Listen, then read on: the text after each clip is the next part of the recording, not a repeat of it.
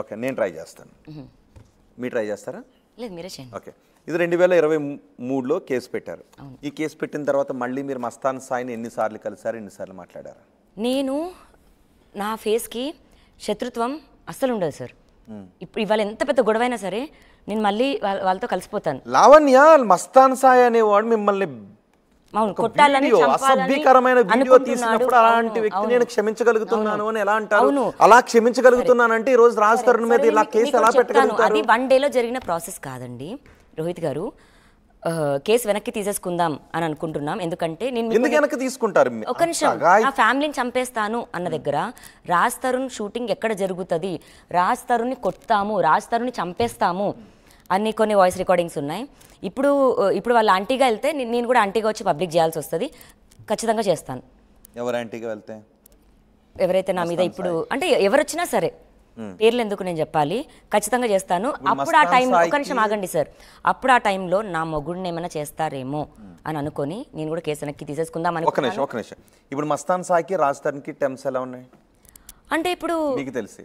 ఒక నిమిషం, audio call clear ఉంది కదా సార్? ఇది పాతది. ఇప్పుడు సార్ ఇప్పుడు ఈ కేసు పెట్టిన తర్వాత ఆడియో కాల్ కదా, అది రికార్డ్ అయింది. అందులో ఏమన్నారు అంటే మీకు అర్థం కాలేదా? ఒక నిమిషం, మీకు అర్థం కాలేదా సార్? మీకు అర్థం కాలేదా సార్? శేఖర్ భాష, మస్తాన్ సాయి, ప్రీతి, ఉదయ్ ఇంట్లో పనోడితో సహా. మళ్ళీ పనోడు ఎవరు పెట్టించారా పనోడిని? రాస్తారు ఇంట్లో పనిచేసిన అతను వాళ్ళ తమ్ముడే. ఓకే, మళ్ళీ పాపం అతనికి కూడా రికార్డింగ్. నేనే ఎంత క్రిమినల్ కాకపోతే రాజ్ తరుణ్కి మస్తాన్ సాయికి టర్మ్స్ ఉన్నాయి, మీకు మస్తాన్ సాయి కూడా టర్మ్స్ ఉన్నాయి. నేనైతే ఆంటీగా వెళ్ళే ఉద్దేశం అయితే లేదు కదా సార్ నాకు. ఎవరికి ఆంటీగా? మస్తాన్ సాయికి. ఇప్పుడు అతను వచ్చాడు ఆంటీగా, నాకు రావాలన్నది అయితే లేదు. నేను కేసు వెనక్కి తీసుకుందామన్న ఉద్దేశం ఉంది అని డే 1 చెప్పాను, ఇదే ఆర్టీవీ స్టూడియోలో ఇక్కడే కూర్చొని. ఓకే,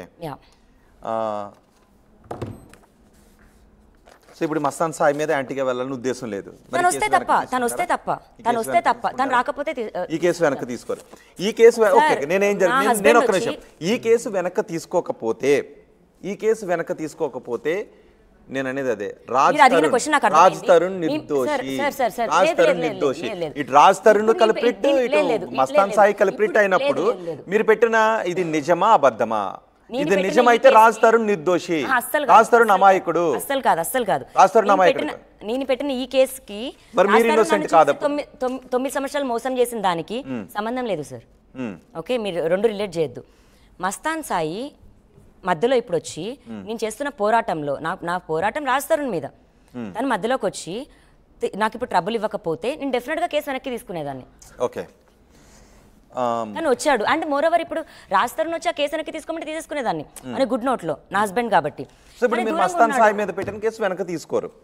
మీరు మస్తాన్ సాయి మీద పెట్టిన కేసు వెనక్కి తీసుకోకపోతే, ఒక నిమిషం, మీరు మస్తాన్ సాయి మీద పెట్టిన కేసు వెనక్కి తీసుకోకపోతే ఇది 376, 307 హత్యాయత్నము, మానభంగానికి సంబంధించిన కేసు. అండ్ అందులో మీరు రాసిన ఆరోపణలు ఏవైతే ఉన్నాయో ఇవన్నీ చూస్తుంటే మీకు రాజ్ తరుణ్కి ఎప్పుడో బ్రేకప్ అయిపోయింది, సంబంధం లేదు, తెగిపోయింది అనే విషయాన్ని క్లియర్ చేస్తారు. ఎప్పుడైనా కావచ్చు. అంటే రాజ్ తరుణ్ 2022లోనా 2023లోనా అయిపోయిన తర్వాత మీరు వేరొకరితో రిలేషన్ లో ఉన్నారు అని. ఒక నిమిషం, ఓకే ఇప్పుడు ఒక నిమిషం, దేశ్ముఖ్ మీకు ఏం అర్థమైంది లావణ్య కేసు చూస్తుంటే? సార్ సింపుల్గా అంటే ఒక నిమిషం నాకు టైం ఇస్తే నేను మాట్లాడతాను సార్. ఏ మీడియా ఛానల్లో అయినా సార్ ప్రపంచంలో బోల్డ్ అన్ని ఇష్యూలు ఉన్నాయి. నెల రోజుల నుంచి చూస్తాను సార్ నేనైతే. ఇది ఒక న్యూట్రల్గా వచ్చిన, కానీ ఇప్పుడు ఇదంతా చూసిన తర్వాత ఈ అమ్మాయి అయోమయం గందరగోళం చూస్తుంటే పాపం ఈ వైపు స్టాండ్ తీసుకోవాలని అనిపిస్తుంది నాకైతే. ఎన్నో గొడవలు అవుతున్నాయి సార్ ప్రపంచంలో. బంగ్లాదేశ్లో మన హిందువుల మీద ఈ ఆడియో కాల్లు రిపీటెడ్ మోడ్లో వేసినప్పుడు ఇదెందుకు మాట్లాడినారు సార్? నన్ను ఒక్కటే ఆడియో కాల్ని 100 ఛానల్లో గంటల లైవ్లో వినిపించినప్పుడు ఇది కూడా వినిపించండి సార్. హిందువుల మీద గొడవలు, ఇల్లులు తగలబడిపోతున్నాయి, దాన్ని ఏ మీడియా ఛానల్ చూపించలేదా దేశంలో? సార్ చాలా చాలా చాలా మిమ్మల్ని అనట్లేదు సార్, నేను మిమ్మల్ని అనట్లేదు సార్, మిగతా ఛానల్స్ ఈ మిగతా ఛానల్ సార్. ఎవరు ఆర్జే శేఖర్ దేశంలో మన ఆర్థిక స్థితిగతులను వదిలిపెట్టి మన తెలుగు రాష్ట్రాల్లో ఉన్న రాజకీయాలను వదిలిపెట్టి 6 గ్యారంటీలు 2 రాష్ట్రాలలో వదిలిపెట్టి కేవలం ఈ ఒక్క ఆడపిల్ల క్యారెక్టర్ని అసాసినేట్ చేయడానికి ఓ మనిషి వచ్చి బయటకు వచ్చారు.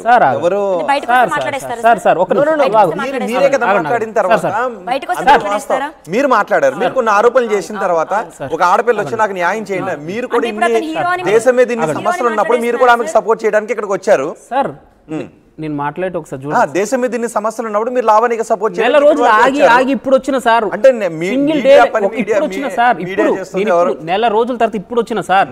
కానీ మొదటి రోజు నుంచి పనే లేనట్టుగా సార్, ఇందాక నేను ఈ స్టూడియోకి రావడానికి కూడా ఒక 100 రూపాయలు టికెట్ పెట్టుకుని వచ్చింది సార్. వచ్చే దారిలో డ్రైవర్ని అడిగితే అన్న ఈ ఆర్జే ఎవరు మన రాజ్ తరుణ్ లావణ్య ఇష్యూలో మీ స్టాండర్డ్ టైప్ ఈ రోజు అనిపించింది మీ స్టాండర్డ్ టైప్. మేము కూడా లేదంటే మీడియా కూడా మొదటి రోజు లావణ్య వచ్చినప్పుడు లావణ్య ఇంకేమని ఉండుండేదో తెలుసా, మీరు ఏమని ఉండుండేవారు చెప్పనా? లావణ్య కేసు ఎవరో పట్టించుకోకపోతే ఒక ఆడబిడ్డ వచ్చి రోడ్డు మీద అరుస్తున్నా ఎవరో పట్టించుకోలేదు, రేపు పొద్దున బహుశా మీ యూట్యూబ్లో ఇదే వేసుకుంటారు. ఒక ఆడబిడ్డ వచ్చి 4 రోజులుగా రోడ్డు మీద అరుస్తున్నా పట్టించుకోవడం లేదు, ఈ మీడియాకి ఆడబిడ్డ మాట వినిపించట్లేదా, ఆడబిడ్డ ఘోష మీకు వినిపించట్లేదని మీరే అడుగుండేవారు. ఇప్పుడు లావణ్య లేకపోతే ఆడబిడ్డ ఘోష వినిపిస్తున్నారు సార్ ఇప్పుడు నెల రోజుల నుంచి? ఏది ఆడబిడ్డ ఘోష వినిపిస్తా ఉన్నారు, ఆడబిడ్డ ఘోష పెడతా ఉన్నారు మీరంతా? లావణ్యని ఘోష మీరు కాదు, మిగతా ఛానల్స్ ఈ ఆడబిడ్డ ఏడిపిస్తున్నారా? ఆ ఏడుపుల నుంచి ఏమైనా గట్టెక్కిస్తాలా? ఇక్కడ ఆడబిడ్డ లేకపోతే ఇంకొక నేర్పిస్తే వాస్తవం ఏంటనేది బయటకు రావాలి. ఏది సార్ వాస్తవం? రోజుకు ఒక ఆడియో కాల ఒకటే ఎఫ్ఐఆర్ కాపీని తీసుకొచ్చి నెల రోజుల నుంచి అన్ని దేశముఖ్ ఈ కంప్లైంట్ చూస్తే మీకు ఏమనిపిస్తుంది చెప్పండి నాకు. ఇదా సార్? చదవండి బయటికి, పర్వాలేదు సార్. నేను ఆల్రెడీ సరే మీరు చదువుతూ ఉండండి. లోపు ఎవరో బయట నుంచి కాలర్స్ ఉన్నారన్నారు. పవన్ కాలర్స్ ఉన్నారా?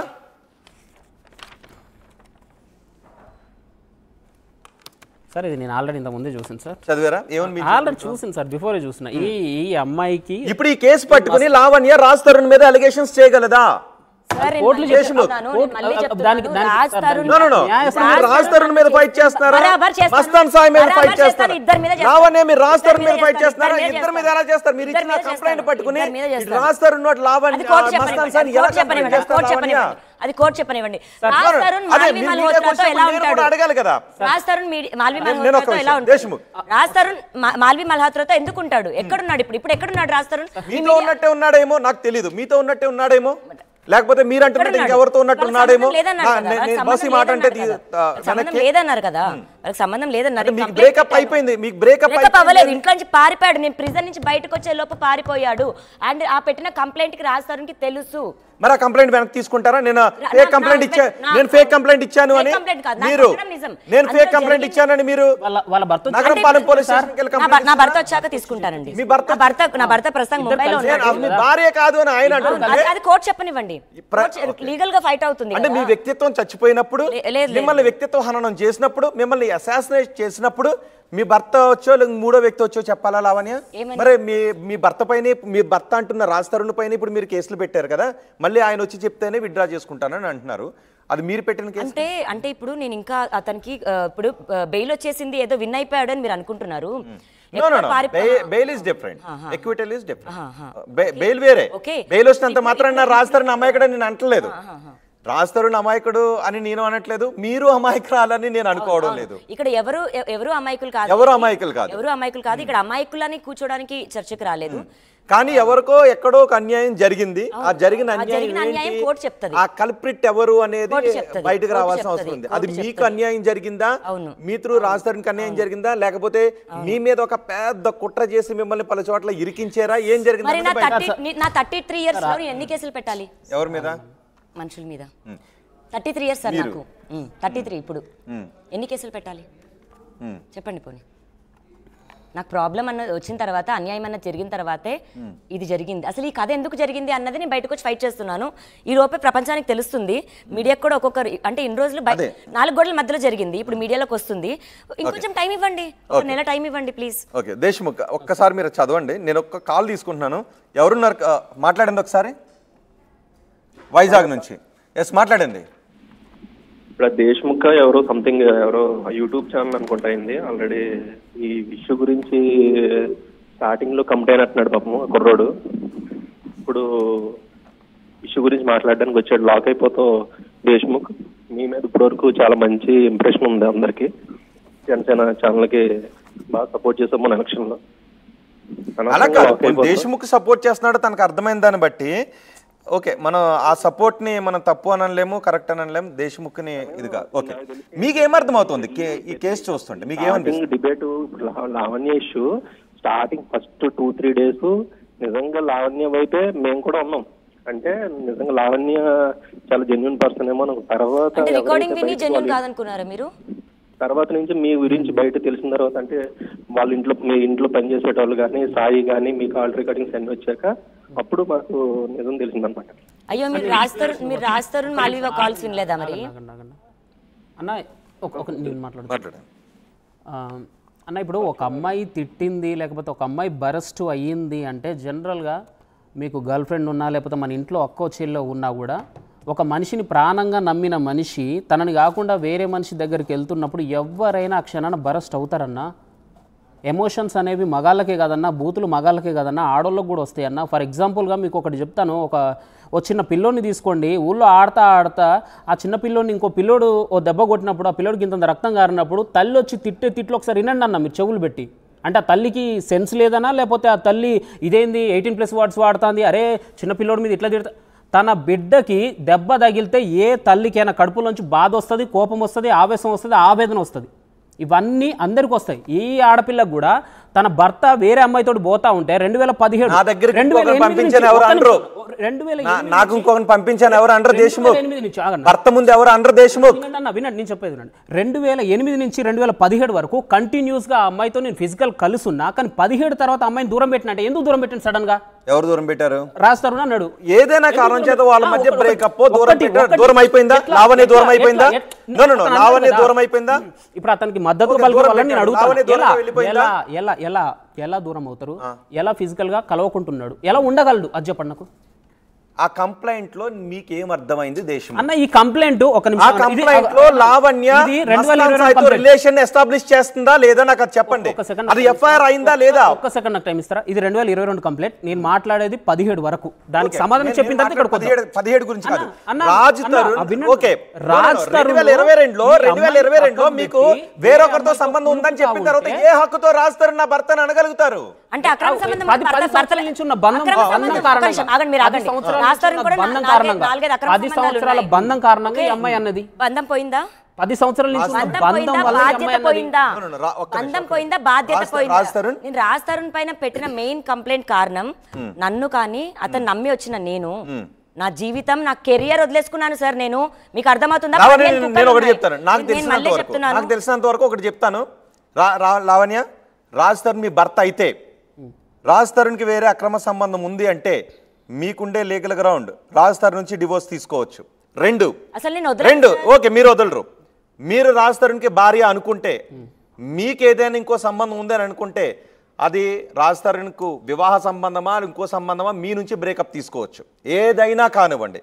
సో అక్కడ ఆ కంప్లైంట్ మీకు వేరే వ్యక్తితో సంబంధం ఉంది అని ఎస్టాబ్లిష్ చేస్తూనే మీరు కంప్లైంట్ ఇచ్చారనే విధంగా ఉంది. అది మీరు ఫాల్స్ అని నిరూపించండి. ఆ తర్వాత మీరు రాజ్ తరుణ్ దగ్గరికి రండి.